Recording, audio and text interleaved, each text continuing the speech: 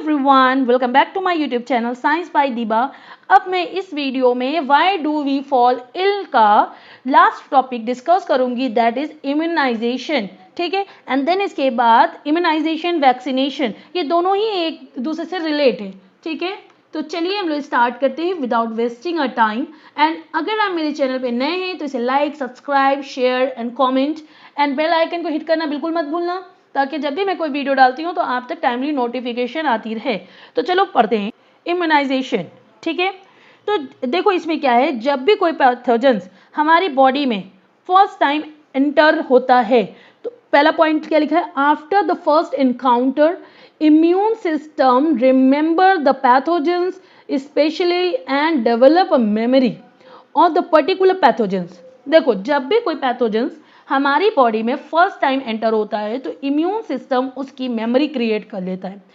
कैसे, देखो आपने मोबाइल आप चलाते होगे, ठीक है, तो मोबाइल में कभी भी हमने कुछ फोटोज ली होती है, तो कभी कभी हमारे मोबाइल में एक एल्बम क्रिएट होकर आ जाती है कि 1 ईयर पहले या 3 मंथ पहले, इस तरीके से। क्या आप उसको सेट करते हो? नहीं, ये मोबाइल में ही ऐसा बैकअप हो जाता है। इवन आप फेसबुक पे जब फोटो डालते हो तो जब 1 साल होता है तब वो मेमोरी आती है, या 2 साल होता है तो वो मेमोरी आती है, तो आप वो नोटिफिकेशन में आती रहती है। तो उसी तरह से हमारी बॉडी में जब कोई पैथोजेंस एंटर करता है फर्स्ट टाइम, तो इम्यून सिस्टम क्या करता है, उसकी एक मेमोरी क्रिएट कर लेता है, ताकि जब भी वो पैथोजन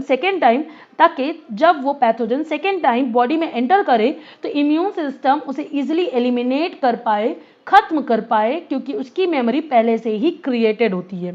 ठीक है, नेक्स्ट क्या, in the second encounter immune system reacts with greater vigour and eliminate. ये देखो मैंने ये पूरा डिस्कस कर ही लिया कि ताकि क्या होता है, जब फर्स्ट टाइम आई तो उसने मेमोरी क्रिएट करा, सेकेंड टाइम आएगी तो वो उसको जो है इजीली इनकाउंटर कर पाएगा, क्योंकि उसकी मेमोरी क्रिएट हो पाई है, और उसको जो है एलिमिनेट कर देगा बॉडी में। ये हम ऑलरेडी ही डिस्कस कर चुके हैं कि सेकेंड टाइम इनकाउंटर में मतलब जब वो पैथोजन सेकेंड टाइम एंटर होगा, इम्यून सिस्टम उसे इजीली एलिमिनेट कर देगा, क्योंकि उसकी मेमोरी इम्यून सिस्टम पहले से ही बना चुका है। देखो इसका बहुत अच्छा एग्जांपल है कोविड-19। स्टार्टिंग में क्या हुआ था, जिसको भी कोविड-19 हो रहा था वो डेथ कर जा रहा था, ठीक है, सर्वाइव नहीं कर पा रहा था, बिकॉज ये वायरस बहुत नया था बॉडी में, किसी की भी बॉडी में इसकी कोई भी एंटीबॉडीज बनी नहीं थी। फिर क्या हुआ, जब जो सर्वाइव कर गए कोरोना 1, जब फर्स्ट टाइम ये एंटर हुआ और कोरोना 1 में जिसको एक बार पहली बार कोरोना हुआ, अगर वो सर्वाइव कर गया, वो क्योर हो गया या रिकवर हो गया, तब क्या हुआ कि जब कोरोना सेकेंड टाइम हुआ किसी पर्सन को, तो ये इम्यून सिस्टम इजीली उसको एलिमिनेट कर पाएगा।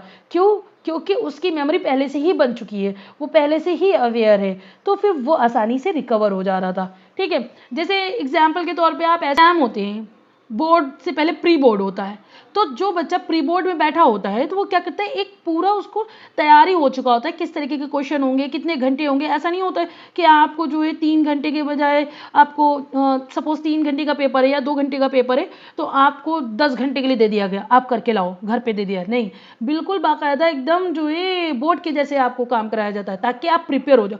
और जब एग्जाम में आप जाते हो, बोर्ड एग्जाम में फाइनली, तो उस टाइम जब पेपर देते हो तो आपको पूरा वो प्रैक्टिस रहता है कि मुझे कितनी स्पीड में क्वेश्चन सॉल्व करना है। तो जो बच्चा प्री बोर्ड में नहीं बैठा होता उसको थोड़ी दिक्कतें आती हैं। तो इसी तरीके से जो फर्स्ट में सर्वाइव कर जाता है तो सेकेंड टाइम इजीली वो सर्वाइव कर ही पाएगा। ठीक है, now clear. Immunization and vaccination. अब वैक्सीनेशन से तो सब अवेयर हो ही गए हो।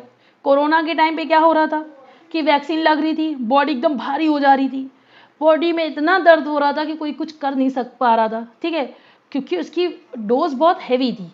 उसका रीजन क्या था, देखो पहला पॉइंट क्या है, पहले तो हम लोग ये जान लेते हैं, जो वैक्सीनेशन है, वैक्सीनेशन भी इम्यूनाइजेशन के अंदर आता है। So a vaccine is a type of medicine that trains the body immune system so that it can fight a disease. Vaccine एक टाइप की मेडिसिन होती है। जब भी हमें किसी भी डिसीज की वैक्सीन दी जाती है तो उस वैक्सीन में उस डिसीज के डेड माइक्रोब्स होते हैं, और जब ये डेड माइक्रोब्स हमारी बॉडी में एंटर होते हैं तो हमारे इम्यून सिस्टम को ऐसा लगता है कि बॉडी में कोई पैथोजन एंटर हुआ है, तो वो उसके अगेंस्ट फाइट करता है और उसकी एक मेमोरी क्रिएट हो जाती है। तो क्या होता है, it doesn't harm the body, और ये हमारी बॉडी को कोई भी हार्म नहीं करेगा, क्योंकि ये डेड माइक्रोब है। एग्जाम्पल क्या था, कोविड-19, टिटनेस, मिजल्स। अब this was the last topic in our chapter. I hope so मैंने बहुत अच्छा अटेम्प्ट किया हो आपको समझाने के लिए और आपको समझ में आया हो। सो ऐसे ही आप अपना सपोर्ट बनाए रखिए एंड मैं ऐसे ही इंफॉर्मेटिव वीडियो आपके लिए डालती रहूँगी। Thank you so much and keep support me.